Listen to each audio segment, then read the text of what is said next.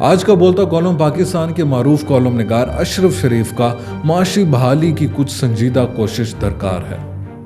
Economic reforms کی اس بار ریاست اور حکمران اشرافیہ کو ضرورت پڑ گئی ہے، اس لیے امید رکھیں کہ معاشی بحالی کا ایجنڈا اتفاق رائے سے طے ہو جائے گا۔ ڈر یہ ہے کہ عام آدمی کی پارلیمنٹ اور فیصلہ سازی کے دیگر فورمز میں نمائندگی نہ ہونے کے باوجود یہ ریفارمز کا بوجھ پہلے سے افلاس کی زد میں آئے طبقات پر نہ ڈال دیا جائے۔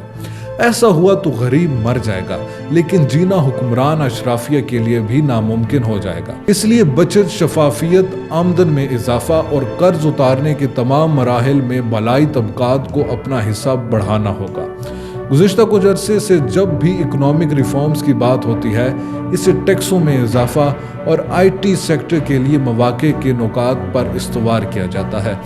میری دانست میں حکومتوں نے آمدن بڑھانے کے لیے ڈائریکٹ ٹیکس کا سسٹم نافذ نہ کر کے بلائی طبقات کے حصے کے ٹیکس انڈائریکٹ ٹیکسوں کی شکل میں بجلی، گیس، پیٹرول کے صارفین پر ڈال دیے۔ اور بھی کھاتے ہیں جہاں انڈائریکٹ ٹیکس لیا جا رہا ہے۔ گمنام اور بلا جواز ٹیکسوں نے عام آدمی کو چھوٹا موٹا کام کرنے سے خوفزدہ کر دیا ہے۔ وہ تھوڑی ہمت کر کے ریڑھی یا ڈھابا کھول بھی لے تو بلدیہ، پولیس، ٹریفک اہلکار، مقامی تاجر کمیٹیاں، سیاسی بھتہ خوروں سمیت درجنوں جیبیں بھرنا دشوار ہو جاتا ہے۔ جو یہ سب کچھ کر لیتا ہے وہ پھر دیانتداری سے کاروبار نہیں کر پاتا، ہر وقت بھتہ خوروں اور اپنا منافع دوگنا کرنے کے لیے بدیانتی کی منصوبہ بندی جاری رکھتا ہے۔ ہمارے ارد گرد جو مقامی معیشت دکھائی دیتی ہے وہ اسی بدیانتی کے ماحول اور اصول پر زندہ ہے۔ معاشی ترقی کی فاختہ کو ہر طبقہ الگ رنگ میں دیکھتا ہے۔ خود حکومت اسے اپنا خزانہ بھرے ہونے سے تعبیر کرتی ہے، جبکہ بہت سے لوگ دال روٹی کی فکر سے کچھ آزاد ہونے کو معاشی ترقی کہتے ہوں گے۔ اقتصادی ترقی کا مطلب ایک معیشت میں گڈز اور سروسز کی پیداوار میں اضافہ ہے۔ Capital goods, labour force, technology اور انسانی سرمایہ میں اضافہ معاشی ترقی میں حصہ ڈال سکتے ہیں۔ 2022 میں زراعت نے قومی جی ڈی پی میں تقریباً 22.35% حصہ ڈالا، 20.42% صنعت سے آیا اور جی ڈی پی میں معیشت کا نصف سے زیادہ حصہ خدمات کے شعبے سے آیا۔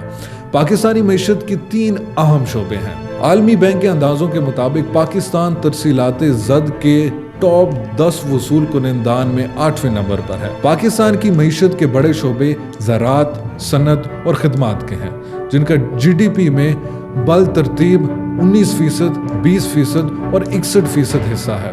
2 سال پہلے آئی ایم ایف اور ورلڈ بینک نے ایک رپورٹ جاری کی جس میں کورونا کے بعد کی دنیا میں جنوبی ایشیائی معیشتوں کی ترقی کے لیے اقتصادی ڈیٹا سیٹس شامل ہیں، جیسے پاکستان، بھارت، سری لنکا، افغانستان، بنگلہ دیش اور نیپال۔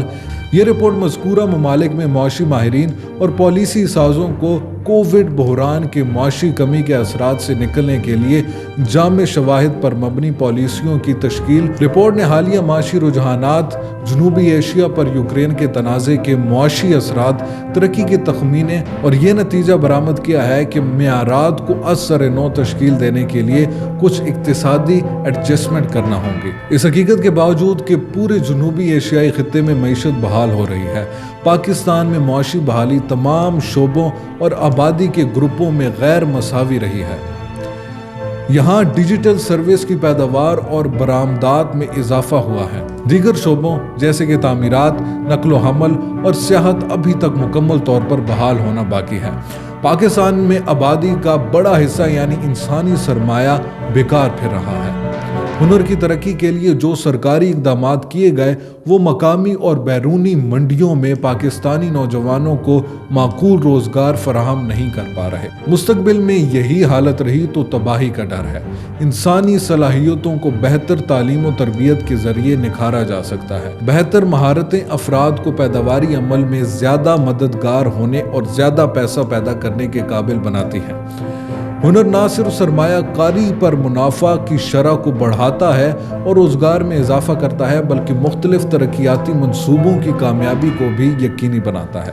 اس کا تجزیہ کرنے کے لیے پیشہ ورانہ تعلیم و تربیت، مزدوروں کی نقل و حرکت اور پیداواری صلاحیت کو بہتر بنانے کے لیے ناگزیر آلات ہیں۔ اس طرح فرموں کی مسابقت کو بڑھانے اور لیبر مارکیٹ کے عدم توازن کو دور کرنے میں مدد ملتی ہے۔ سرمایہ دارانہ معیشت میں مارکیٹ طلب اور رسد کے قوانین کے ذریعے قیمتوں کا تعین کرتی ہے۔ مثال کے طور پر جب کافی کی مانگ میں اضافہ ہوتا ہے، منافع کا متلاشی کاروباری اپنے منافع کو بڑھانے کے لیے قیمتوں کو بڑھا دیتا ہے۔ اگر اسی وقت چائے پینے والوں کی خواہش کم ہو جاتی ہے تو کاشتکاروں کو کم قیمتوں کا سامنا کرنا پڑے گا اور مجموعی پیداوار میں کمی آئے گی۔ یہ طلب میں کمی طویل عرصہ رہی تو کچھ سپلائرز کاروبار چھوڑ بھی سکتے ہیں، چونکہ صارفین اور سپلائرز ان اشیاء کے لیے ایک نئی مارکیٹ کلیئرنگ پرائس پر گفت و شنید کرتے ہیں۔ اس لیے پیدا کی جانے والی مقدار کم و بیش عوام کی ضروریات سے میل کھاتی ہے۔ ایک حقیقی نظام کے تحت پیداوار اور قیمتوں کی سطح کا تعین کرنا حکومت کا کردار ہے۔ اصل چیلنج ان فیصلوں کو صارفین کی ضروریات کے ساتھ ہم آہنگ کرنا ہے۔ پاکستان میں مکس اکانومی کے چکر میں سب کچھ بے لگام چھوڑ دیا گیا ہے۔ بااثر سیاسی سرپرستی والے کاروباری افراد نے باقی لوگوں کا راستہ روکا، اپنی مونوپلی قائم کی اور نتیجہ یہ کہ لوگ سازگار ماحول نہ ہونے پر دوسرے ملکوں میں سرمایہ اور ہنر لے گئے۔ پاکستان سے جب یہ سب کچھ جا رہا تھا تو سیاستدان آپس میں لڑ رہے تھے۔ ایسے لوگوں کو معاشی بہتری کی ذمہ داری دی جا رہی تھی جو حقائق سے واقف بھی نہ تھے۔ پاکستان کو ترقی پذیر معیشت کا درجہ دیا جاتا ہے۔ تازہ مردم شماری کے مطابق لگ بھگ 25 کروڑ افراد کی آبادی کے ساتھ بین الاقوامی مالیاتی فنڈ کے مطابق فی کس آمدنی کے لحاظ سے پاکستان کی پوزیشن 121ویں اور جی ڈی پی کے لحاظ سے 138ویں نمبر پر ہے۔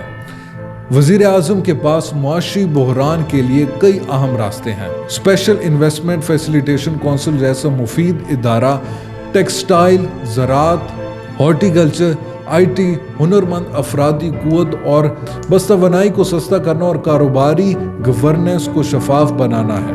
یہ دو کام کر لیے تو معیشت قرض اتار پھینکے گی۔